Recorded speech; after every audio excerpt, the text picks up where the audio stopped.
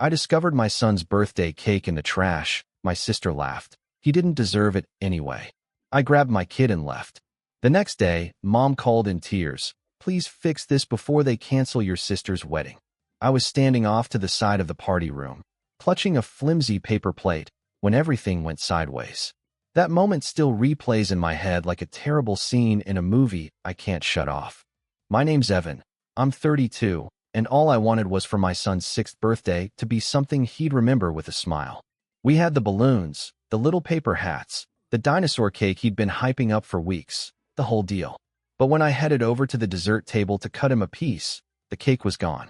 At first, I figured one of the employees had moved it to the back to slice it up. Then I saw it, lying face down in the trash, smashed to pieces. And there was my sister, Lauren, leaning against the counter like she owned the place, scrolling through her phone with that half-smirk she gets when she knows she's done something cruel. I asked her what happened, trying to keep my voice steady even though my heart was pounding in my chest. She didn't even glance up, just shrugged and said, "He didn't deserve it anyway." Like it was a joke. Like throwing out a kid's birthday cake was some kind of twisted life lesson.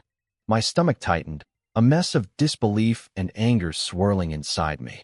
My boy was off in the corner laughing with his friends, completely oblivious that the centerpiece of his celebration had just been tossed out like garbage. I wanted to yell, to make a scene, but all I could do was stare at Lauren and try to make sense of what I'd just heard. I asked her again, slower this time, if she had anything to do with it.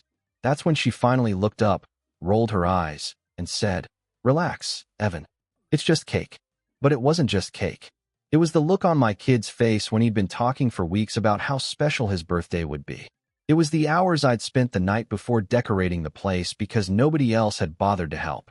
It was all the little digs Lauren had thrown all day. Comments about how some people go overboard.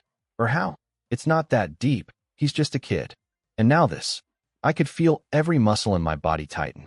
I didn't want to blow up in front of the kids, so I walked over to my son, told him we were heading home, and started packing up what little was left of the party. I sent quick messages to the other parents, made up something about him not feeling well, and got us out of there before Lauren could say another word. The drive home was silent. My son sat in the back seat holding the tiny dinosaur figure that came from the cake topper, asking why everyone had to leave early. I told him we'd have our own little party later, just us two, and we'd get another cake. He smiled at that, and somehow, that made me both comforted and furious all at once. Comforted because he was fine, but angry because he shouldn't have had to be. That night, after he went to bed, I sat alone in the living room, staring at my phone, waiting for someone in my family to reach out. No one did. The next morning, it finally rang. It was Mom. But she didn't ask about my son or mention what had happened. Her voice was shaky, not from guilt, but from panic. "Evan," she said, "I need you to call the venue before they cancel Lauren's wedding." I just sat there, stunned, the phone pressed to my ear. She was calling me about Lauren's wedding? Less than a day after my kid's birthday had been ruined? I asked if she was seriously not going to say anything about yesterday. There was a pause, and then she said, "Look, I know Lauren can be a little harsh sometimes, but her big day is coming up, and we can't have any drama with the venue." Something inside me cracked right then. It wasn't just about the cake anymore. It was every holiday where Lauren's preferences came first. Every family photo where she stood in the middle because she was the firstborn. Every time I'd been told to just let it go for the sake of keeping the peace. My jaw clenched as Mom kept talking about deposits, deadlines, and how the venue manager was threatening to cancel because Lauren hadn't paid the rest of the balance. She wanted me to call, smooth things over, maybe even cover the cost until Lauren sorted it out. I didn't shout or argue. I just said I'd think about it and hung up. Then I sat there, staring at the little plastic dinosaurs scattered across the carpet, feeling this strange, cold calm take over. For years, I'd been the one patching things up, fixing problems, making excuses when Lauren screwed up. But now, I wasn't sure I wanted to fix anything anymore. And that's when the doorbell rang. I opened the door expecting maybe a delivery or a neighbor. But it was Dad, arms crossed, face tight with irritation, like just standing there was an inconvenience to him. He didn't even greet me, just pushed past into the living room like it was his. "We need to talk about Lauren's wedding," he said, his eyes darting to the toys on the floor as if they were something offensive. I stood there, stunned, Realizing that the man who hadn't called once to check on his grandson after yesterday's mess was now in my house to talk about money for his golden child's big day. I asked if he knew what happened at the party. He shrugged, and said, "Kids are tough. He'll get over it." Then he waved a hand like he was brushing off a fly. "What matters now is keeping your sister's wedding from turning into a circus." That word, circus, hit me harder than I expected. Because to him, my son's ruined birthday wasn't a tragedy, it was just noise. A nuisance. He sat down on my couch like he owned it and started explaining how the venue had called him too, saying they'd cancel if payment didn't come through soon. Then he leaned forward, looked me square in the eye, and said, "You're good with people, Evan. You always fix things. Can't you just handle this? You make more money than she does. It's not a big deal." There it was, the family's unspoken rule, finally said out loud. Evan fixes things. Evan sacrifices. Evan makes it right, because he can. I asked my dad why Lauren wasn't paying for her own wedding.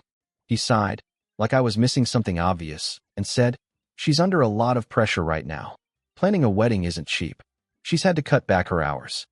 I reminded him that she wasn't forced to cut her hours. She'd chosen to, so she could focus on self-care, and she'd spent the last 3 weekends on spa trips with her friends, bragging about them in our family group chat. He brushed it off like it didn't matter and pivoted to talking about how this wedding was important for the family's image, how people would talk if it got canceled. That's when my son wandered into the room, still in his pajamas, hair sticking up on one side. He spotted his grandpa and smiled shyly, holding out his toy dinosaur like it was a trophy. "Look, Grandpa," he said, excited to share something so small but special. Dad barely gave it a glance before continuing his lecture about Lauren. My son's smile faded, and he walked back to his room without a word.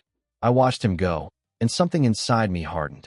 I told my dad I wasn't sure I wanted to help with Lauren's wedding after what happened yesterday. His whole demeanor changed. Gone was the calm, reasonable act. He frowned and said, "Don't be petty, Evan. This is bigger than some cake. You know how your sister is. She didn't mean it." I actually laughed, not because it was funny, but because it was insane. I asked him if he'd say the same thing if someone had trashed Lauren's wedding cake. He didn't respond. Instead, he stood up, said, "I hope you're not planning to hold this family hostage over something so small," and slammed the door on his way out. That night, Mom called again. Her tone was softer this time, more coaxing. She said she understood why I was upset, but that I needed to think about the bigger picture. "You know how your sister is," she said, echoing Dad. "She's always been difficult. But this wedding is her dream, Evan. If the venue cancels, she'll never forgive you." I told her it wasn't my job to fix Lauren's mistakes. There was a pause, and then she said something that made my stomach drop. "If you don't step in, your father and I will have to use the money we've been saving for your son's future. Is that what you want? For him to miss out on college because you can't let go of some cake?" I froze. I didn't even know they had savings set aside for my kid. When I asked why they'd never mentioned it, she brushed it off, said it was meant to be a surprise later, but now, apparently, it was leverage. I ended the call before I said something I couldn't take back. The next few days blurred together, family group chat messages dripping with guilt, relatives calling to tell me to be the bigger person. My aunt sent a long text about family unity. My cousin said Lauren was crying and felt attacked. Lauren herself didn't reach out, but she posted on social media about toxic people trying to ruin the happiest day of my life. I didn't need a name to know who she meant. Meanwhile, my son kept asking when we could have his real birthday cake. So that weekend, just the two of us, we went downtown to a little bakery, picked out the biggest chocolate cake they had, and threw our own mini party at home. I put up streamers, grabbed party hats, and watched him laugh with frosting smeared on his cheeks. It was simple, but it felt real. Watching him that happy made me realize how much of my own joy I'd been giving away to keep other people comfortable. A few days later, Mom showed up at my house without warning. She looked like she'd been crying, sat at the kitchen table, and went straight into begging. "The venue says if we don't pay by Friday, they'll cancel. Your father's furious. Lauren's devastated. Please, Evan, you're the only one who can stop this." I asked her what Lauren had said about my son's birthday. She hesitated, then muttered, "She feels bad." I told her that wasn't enough. If Lauren wanted my help, she could come here, face me, and apologize to me and my son. Mom didn't like that. She said I was putting conditions on family love. I told her love works both ways, and right now, I was the only one expected to give it. She left looking heartbroken, and not even an hour later, I got a text from Lauren. Stop trying to control everything. It's not my fault your kid can't handle a little disappointment. Pay the venue or don't, but stop making this about you. I stared at that message for a long time, then took a screenshot and sent it to Mom and Dad with one line. Asterisk, this is what your devastated daughter thinks. Asterisk, Mom didn't respond. Dad sent one text. We'll talk later. And I knew what that meant. Another confrontation was coming. But I was done backing down. 2 days after that, I came home from work and saw an envelope taped to my front door. No name, no return address, just my first name written in Mom's handwriting. I peeled it off, went inside, and opened it on the counter. Inside was a folded letter and a bank statement. The letter was short, almost cold. It said that since I'd refused to support the family in their time of need, Mom and Dad had decided to withdraw the savings they'd set aside for my son and use it to cover Lauren's wedding balance. The attached bank statement confirmed it, tens of thousands of dollars, gone. Money I hadn't even known existed until a week ago. At the bottom, in Mom's neat handwriting, were the words, "We hope you'll still come to the wedding and put this ugliness behind us." I stood there staring at the paper, my hands shaking. My son was in the living room watching cartoons, blissfully unaware that the money meant for his future had just been drained to fund a party he wasn't even excited to attend. My chest tightened so hard it felt like it might crack. It wasn't just about the money anymore. It was the audacity, the way the decision had been made like I didn't even exist. Not a conversation, not a single heads up, just a cold letter and a bank statement. I called my dad right away. He picked up on the second ring, already sounding impatient. "I figured you'd call," he said, like this was all part of some script he'd written. I asked him flat out if he really thought it was okay to drain money meant for his grandson and pour it into Lauren's wedding. He didn't hesitate. "It's not just Lauren's wedding, Evan. It's a family event. Your son will benefit too, being part of a happy occasion." I almost laughed because it was so absurd it felt like a bad joke. I told him my boy didn't even understand what was happening, that he'd barely seen Lauren in the last year because she couldn't be bothered to make time for him. Dad's voice sharpened. "This attitude is exactly why we didn't tell you about the savings sooner. You'd hoard it and make everything about your son when this is supposed to be about all of us." Hoard it. That word burned like acid. This wasn't hoarding. This was planning for a future, for the kid they were supposed to love just as much as they loved their daughter. But to them, his future was just a bargaining chip to keep the peace. When I hung up, I didn't even realize how hard I'd been gripping the counter until I saw the faint white marks on my palms. A few minutes later, my phone buzzed again. This time it was Lauren. No apology. No acknowledgement. Just a photo of her in a wedding dress at a fitting with a caption, "Thanks for finally stepping up. Knew you'd do the right thing eventually." I didn't reply. I couldn't. Instead, I walked into my son's room and sat on the edge of his bed, just watching him build a little Lego tower. He looked up at me with that unshakable smile and said, "Dad, when I grow up, I want to make cakes so no one ever throws them away." Something twisted so hard inside my chest, I had to look away. That night, I barely slept. Every time I shut my eyes, I saw that letter, that smug text, and my boy's little face when he said that. It felt like I was back in high school again, being told to give Lauren the front seat, to give Lauren the last slice of pizza, to cancel my plans because Lauren needed a ride. Except this time, it wasn't a slice of pizza. It was my kid's future. And then, somehow, the betrayal deepened. A few days later, the school called. My son's kindergarten teacher sounded worried. She said my parents had shown up earlier, claiming they were there to pick up their grandson early and saying I'd approved it, which I hadn't. Luckily, the school called me first to confirm, but the fact that they had tried to take my child without telling me sent a chill down my spine. I called Mom immediately. She answered sounding cheerful, like nothing was wrong. "We just wanted to take him shopping for a little suit for the wedding," she said. "You weren't answering your phone, so we figured we'd surprise you." I told her point blank she was never to take my son from school without my permission again. There was a long pause before she said, "Evan, you're overreacting. We raised you. We know how to take care of a child. This attitude is why Lauren says you're becoming impossible to deal with." That phrase, "impossible to deal with," flipped a switch in my head. That's what they'd called me when I stopped doing their taxes for free. When I refused to babysit Lauren's dog every weekend. When I finally said no to anything that inconvenienced me. The next day, another letter appeared. This one slid under my door. Inside was a wedding invitation. The envelope was addressed to me, but the card read Mr. Evan plus guest. No mention of family. No mention of my son as ring bearer, flower child, anything. It was a message, and I got it. When I called Mom to ask if it was a mistake, she said, Lauren wanted a small ceremony. Kids make things complicated. I asked if she was seriously telling me that after taking my kid's savings to fund this wedding, he wasn't even invited. She said, "You're welcome to bring a guest. Maybe someone special. It's time you moved on and focused on your own life instead of being so wrapped up in your child."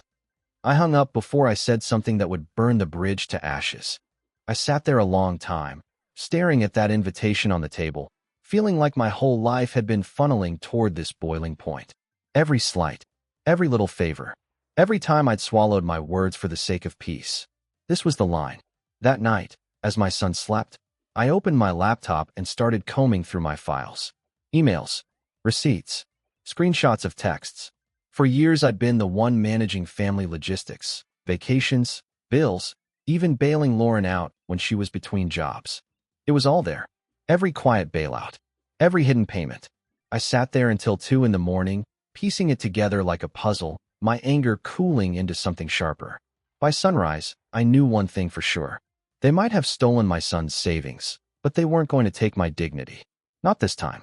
And that's when Lauren herself showed up at my door. She didn't knock. She just stood there on my porch like she'd been waiting, arms crossed. That same smug half-smile I'd seen at my son's party. I thought about not letting her in. But before I could decide, she said, "Can we talk?" Her tone was casual, like we were deciding on lunch instead of standing on the wreckage of my trust and my kid's future. Without a word, I stepped aside. She walked in, eyes flicking around my house as if she were inspecting it for dust, then sat down at the kitchen table without being asked. She leaned back, pulled out her phone, and started scrolling, like she wasn't in the middle of detonating what was left of our relationship. "So," she finally said, her tone as casual as if we were catching up over coffee. "I hear you're mad." Asterisk mad asterisk, that word felt so small compared to what was clawing around inside me. I sat across from her, staring, and asked if she had any idea what she'd done, to me, to my son. She tilted her head, giving me that look people reserve for when they think you're being dramatic. "Evan, you're acting like they stole from you," she said. "Mom and Dad were just reallocating family resources. Honestly, you should be grateful it's going towards something meaningful. You can always make more money for your kids' college, but my wedding only happens once." I just stared at her, wondering if she actually believed what was coming out of her mouth or if she was just enjoying twisting the knife. She kept going, talking about how stressful wedding planning had been, how expensive everything was, how she'd had to cut her hours at work to focus on fittings and tastings. The longer she spoke, the clearer it became. She didn't see me as her brother. She saw me as a resource, a backup generator for when her life ran out of power. When I didn't respond, she finally set her phone down and said, "Look, I get that you're hurt, but this isn't just about you. The family needs you to step up. You've always been the responsible one. It's who you are. And let's be honest, Evan, it's not like you had big plans for that money anyway." That last line hit me like a sucker punch. I stood up and told her to leave. She blinked, actually surprised, like I'd overreacted.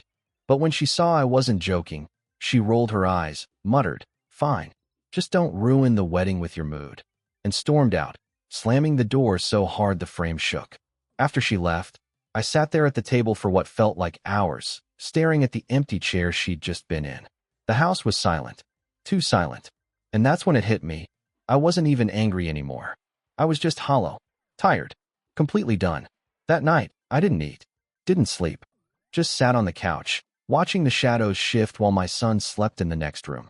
The next morning at work, my boss pulled me aside and asked if I was okay. I lied and said I was fine. Then the family group chat lit up. Mom had posted one of Lauren's engagement photos with the caption, asterisk, "So proud of our girl," counting down the days. Asterisk, everyone flooded the chat with hearts and smiley faces. No one mentioned me. No one asked if I was coming to the wedding. It was like I'd been erased from the family overnight. I quietly left the group. No message. No explanation. Just gone.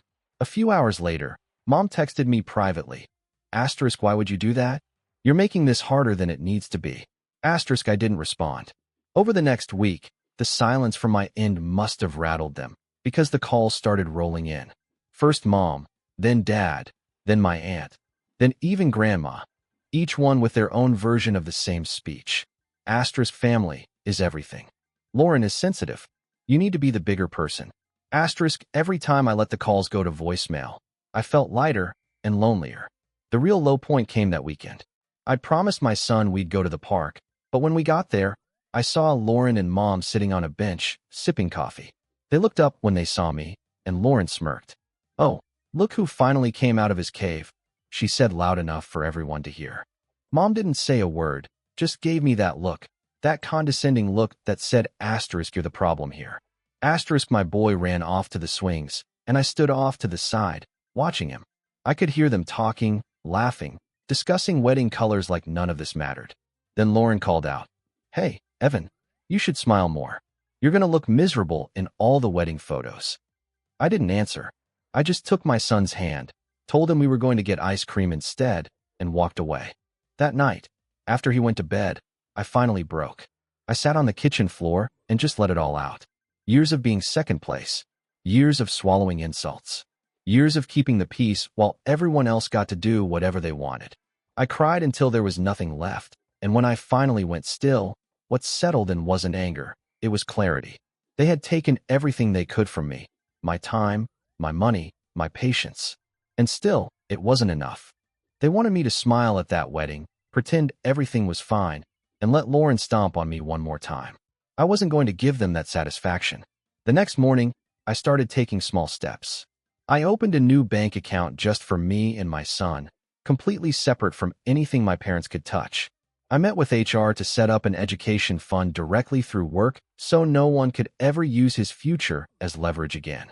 I combed through every shared bill and account, phone plans, streaming services, even the joint Costco membership, and one by one, I pulled my name out.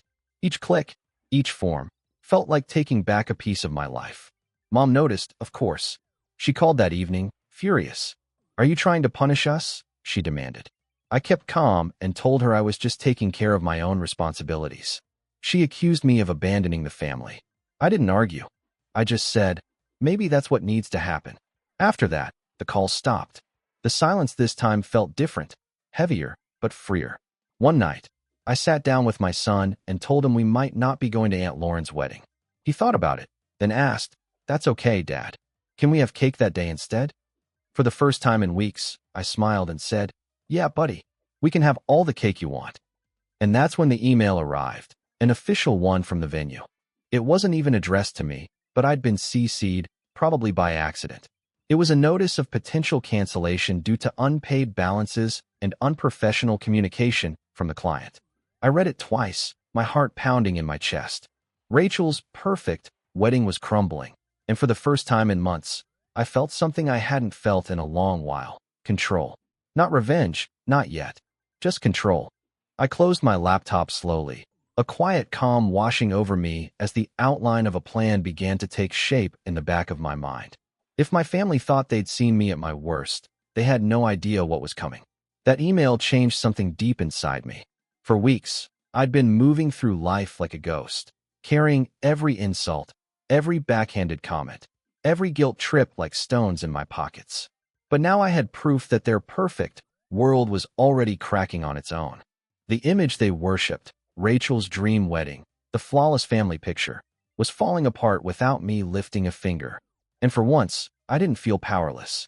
The next morning, I got up early, made pancakes with my son, and actually enjoyed breakfast. Not rushed, not distracted, just present. He kept grinning at me, saying, "You're not sad today." He was right, I wasn't. When I got to work, I threw myself into my projects for the first time in months. My boss noticed and asked if something good had happened. I just smiled and said, "I'm making space for better things." By the end of that week, I closed a major deal that earned me a bonus. It wasn't a fortune, but it felt symbolic, like life was quietly paying me back for everything I'd lost. I used part of it to book a weekend trip for me and my son. just a small cabin by a lake a few hours away. We fished, built campfires, roasted marshmallows until we were sticky and laughing. For the first time in forever, I didn't think about Rachel, the wedding, or the family. It was just me and him, and it felt right. When we got back, my phone was full of missed calls and messages. Mom had sent a long, emotional text about how the family was hurting without me and how I was breaking Rachel's heart. I read it once, set the phone down, and didn't respond. Instead, I kept focusing on building a life that didn't orbit around them. I signed my son up for a weekend soccer program and went to every game, cheering like a maniac. I started cooking again, trying new recipes with him by my side, covered in flour and giggling. After he went to bed, I worked on a side project I'd shelved years ago, an app I'd dreamed of finishing but never had the time or energy to complete because I was too busy fixing other people's chaos. As the weeks went by, I felt lighter. My thoughts cleared. The tension in my shoulders eased. Then, out of nowhere, I got another email from the venue. This time, it wasn't a CC by accident. It was sent directly to me. The manager wrote that she knew I was related to the couple and asked if I could mediate, since Rachel had been rude and uncooperative. She mentioned the final payment deadline was near and hinted that the venue might cancel if things didn't improve. I sat there for a long time, staring at the screen. This was it. The moment they were all waiting for me to step in, clean up the mess, and save the day. But this time, I didn't feel that pull, the old pressure to fix everything. Instead, I typed a short, polite reply thanking her for the update and explaining that I wasn't involved in any decisions or finances related to the wedding. Then I hit send, closed the laptop, poured myself a glass of water, and went outside to play catch with my son. That night, my phone exploded with messages from Rachel. Asterisk, why would you tell them that? They think we can't pay now. Do you want my wedding to get canceled? Asterisk, I didn't reply. The next day, another text came through. Asterisk, fine. If you want to be a jerk about it, you're dead to me after this. Asterisk, I read it twice, and instead of feeling crushed, I felt free. Like a rope had finally snapped. That freedom made me bold. I decided to reclaim my space, starting with social media. Not to hide, but to reset. I cleaned out my friends list, archived every old family photo, and posted a single update. A photo of me and my son at the lake, both of us smiling, with the caption, asterisk, best weekend ever. Asterisk, no tags. No context. Just us. Within an hour, my aunt texted, asterisk, looks like someone's finally moving on. Good. Asterisk, she wasn't wrong. As my personal life began to settle, so did my work. My boss called me in one afternoon, smiling, and told me he wanted to recommend me for a senior position that had just opened. More responsibility, better pay, and a flexible schedule, more time for my son. I accepted without hesitation. When I told my boy about it, he cheered and said, "Does that mean we can get more cake?" I laughed harder than I had in weeks. But peace never lasted long with my family.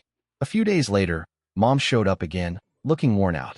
She said Rachel had been calling her nonstop, crying about how the venue was threatening to cancel because the balance still hadn't been paid. Mom pleaded with me to just cover it, for the sake of peace. I told her calmly that I wasn't involved and wouldn't be helping. She sighed, desperate, and said, "If this wedding falls apart, Rachel will never forgive you." I met her eyes and said, "Then I guess she won't."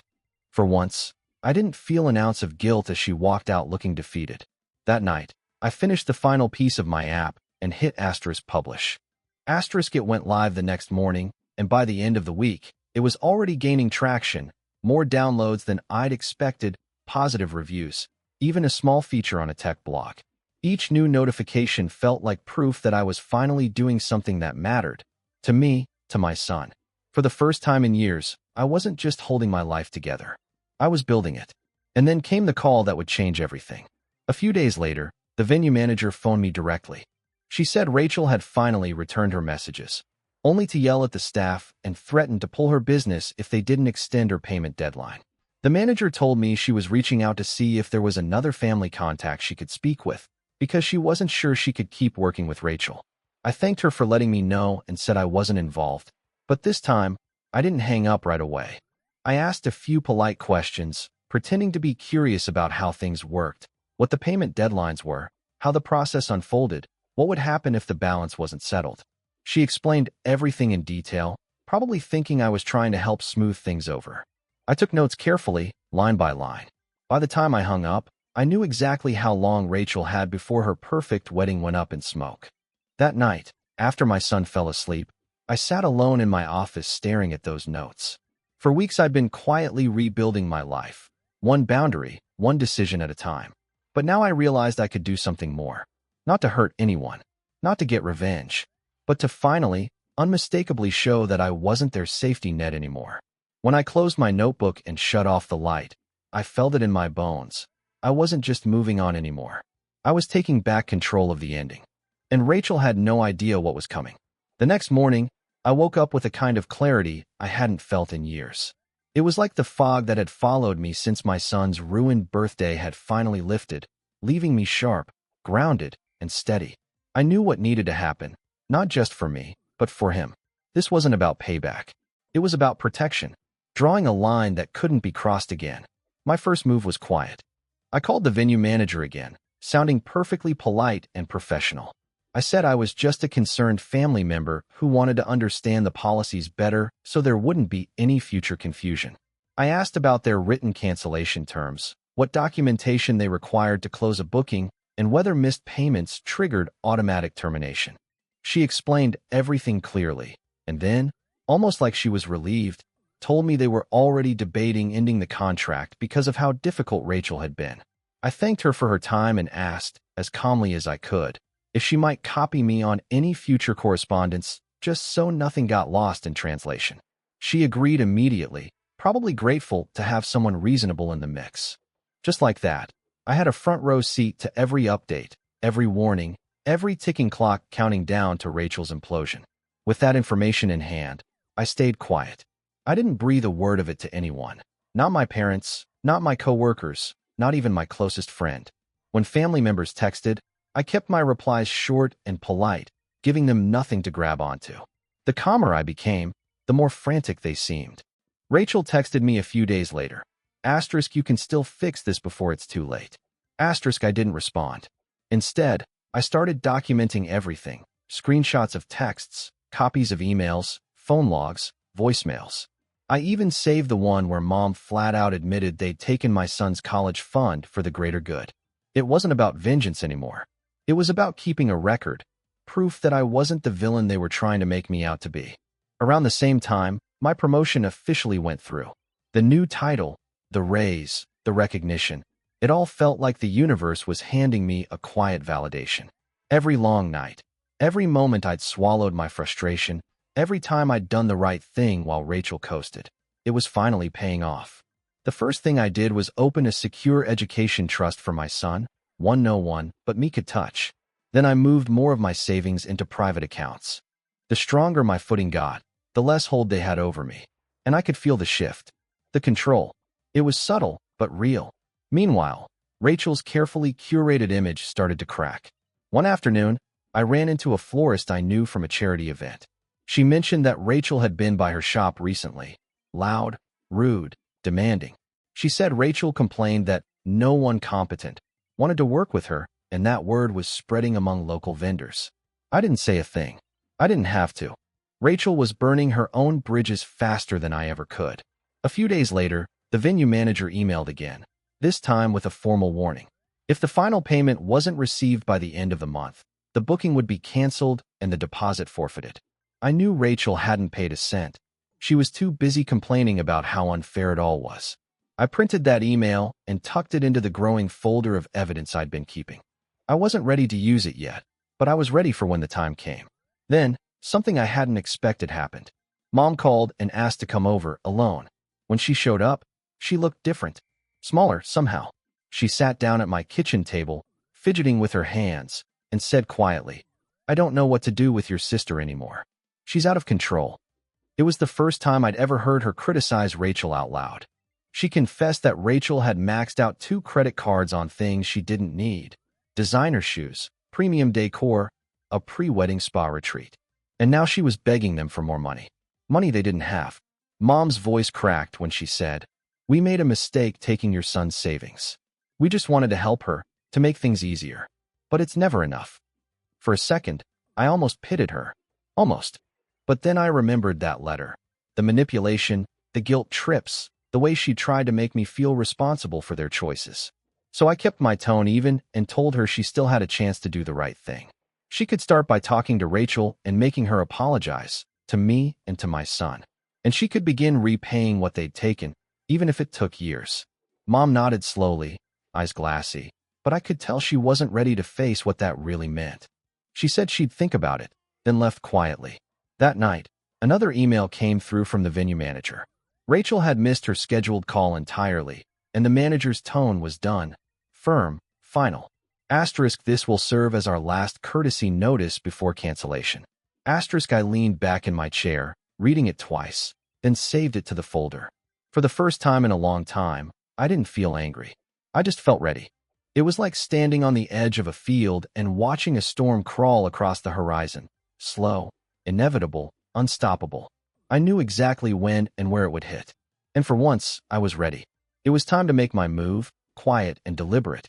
I drafted a short, polite email to the venue, thanking them for keeping me informed and letting them know that if the booking ended up being canceled, I'd be happy to discuss alternative arrangements for a future event. I didn't say what kind of event, didn't give a date, just planted the seed. Then I went back to focusing on my own life, the one that was finally starting to feel like mine again. My app kept gaining momentum, enough that a small investor reached out, wanting to talk about funding. Suddenly, I was in meetings with people who respected me, who saw me as someone with ideas worth backing. My son was thriving too. His teacher told me he'd become more confident, more engaged. At home, he laughed more, asked more questions, filled the house with this light I hadn't realized I'd been missing.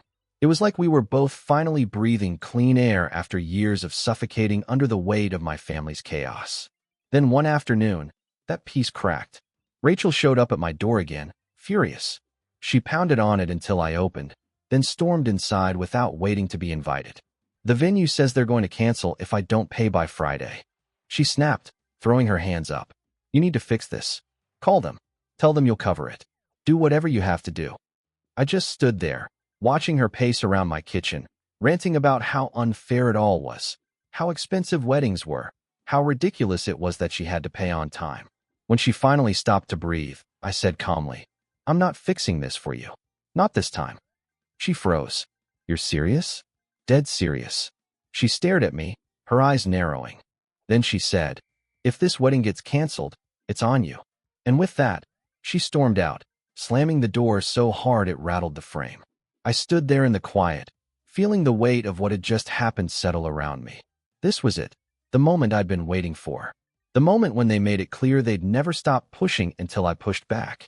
And now, finally, I was ready to push back in a way they would never forget. Because this time, I had the leverage, the patience, and the calm to use both. Friday morning came with that strange stillness before a storm breaks.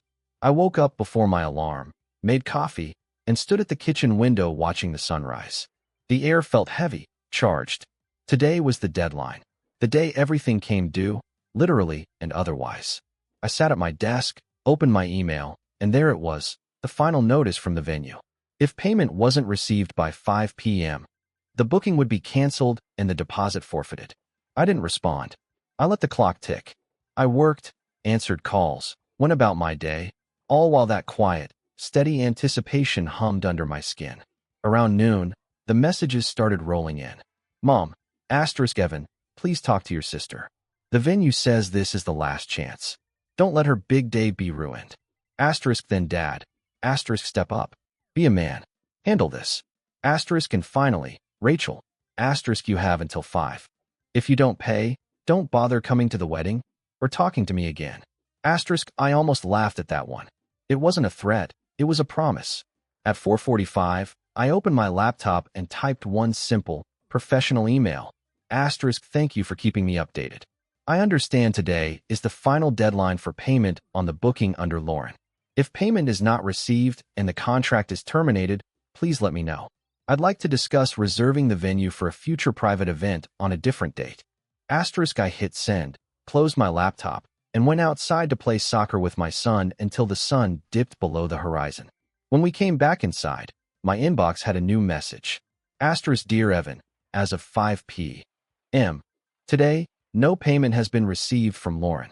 The booking has been canceled in accordance with the contract terms, and the deposit has been forfeited. Please let us know if you'd like to discuss a reservation for a future date. Best regards, venue manager. Asterisk, I read it twice, feeling this wave of quiet satisfaction roll through me. Not joy, not spite, just finality.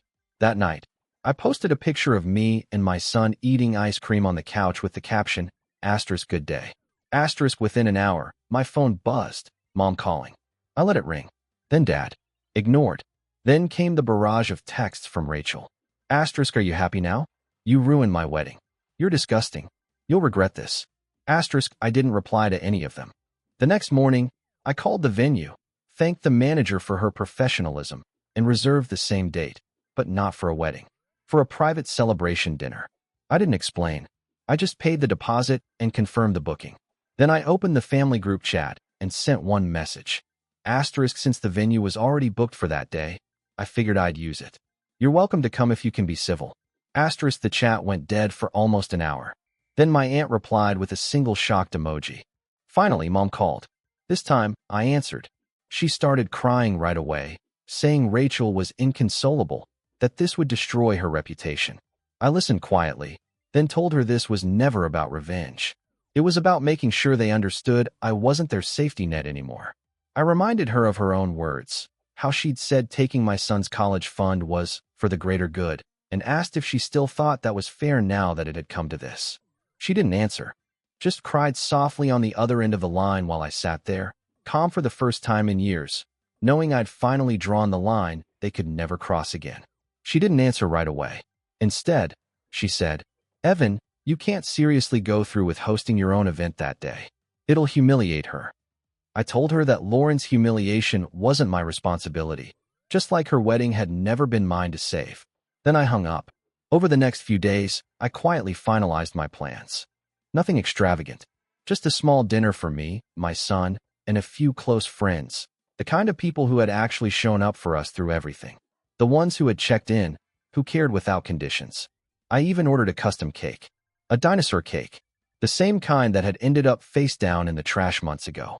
When the day came, it felt surreal. I got a few half-hearted messages from relatives saying they wouldn't be attending because it wouldn't be appropriate after what happened to Lauren. That was fine. The ones who mattered were already there. We arrived at the venue early, and when my son saw the cake, his whole face lit up. You got it back, he shouted. Better than before, I said, handing him the first slice. We laughed, ate, talked, and celebrated like we hadn't been allowed to in a long time. And as I watched him blow out his candles, months late, but no less special, I realized this was what I'd been fighting for all along. Not revenge, just peace. Halfway through dinner, my phone buzzed. A notification. Lauren had posted on social media about the most painful day of her life. A long, emotional paragraph about betrayal and family and heartbreak. The comments were flooded with sympathy at first, but before long, the questions started rolling in. Asterisk, didn't you have a year to pay your venue? Asterisk, asterisk, why would your brother be responsible for your bill? Asterisk, asterisk, didn't your parents already help you? Asterisk, by mid-afternoon, she'd turned the comments off completely. I didn't respond, didn't explain, because for the first time, I didn't need to. The people who mattered were sitting right there beside me, laughing and eating cake. And the perfect day Lauren had been so desperate for, it had been built on taking from us. Now it was gone. I wasn't angry anymore, but I also wasn't finished.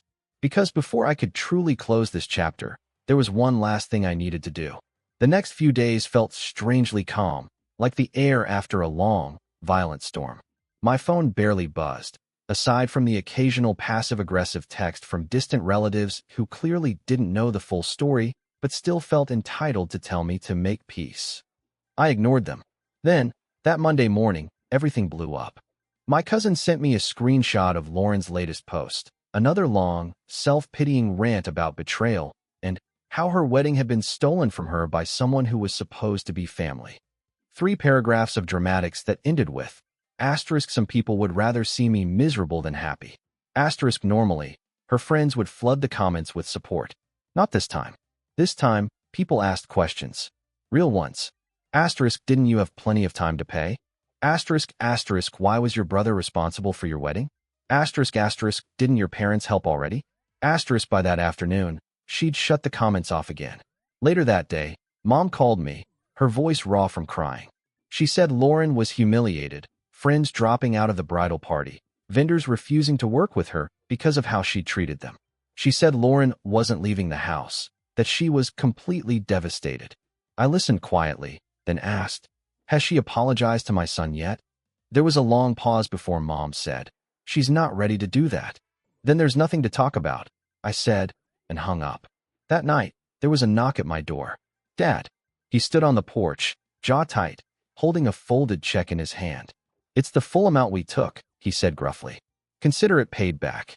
I asked if Lauren knew they were doing this. He shook his head. "No, she still thinks she deserves it." I took the check, but didn't invite him in.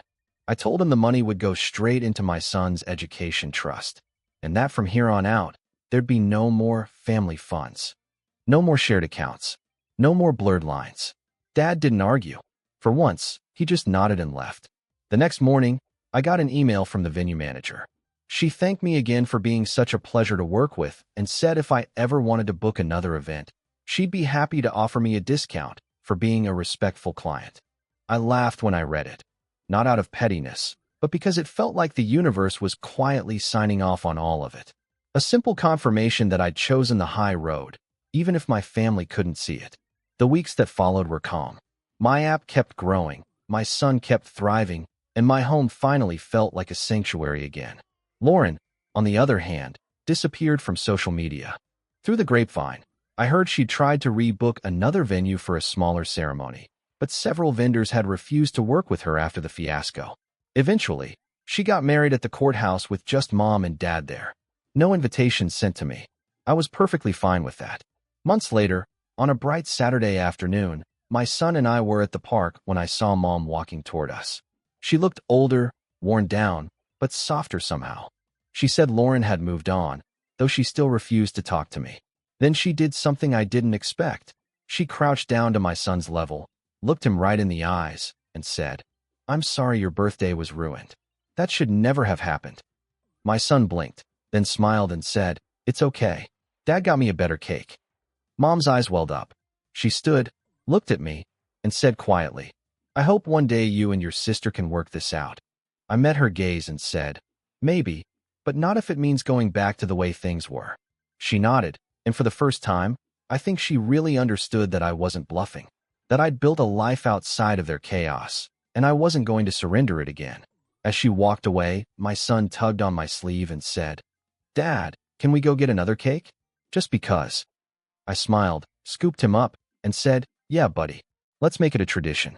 And as we walked back to the car, I realized that for the first time in my life, I wasn't dreading the next call, the next family drama, the next expectation. Because I finally understood what had taken me 32 years to learn. Peace doesn't come from keeping everyone else happy. It comes from choosing yourself, even when it makes everyone else uncomfortable. And I was done being uncomfortable. That night, after I tucked my son into bed, I locked Dad's check away in the safe, sat in the quiet dark of my living room, and breathed. Really breathed. Lauren might never forgive me. Mom might never fully understand. My family might still whisper at holidays. But my son would grow up knowing his father never let anyone throw away what mattered. Not his cake, not his future, and not his dignity. And that, to me, was winning.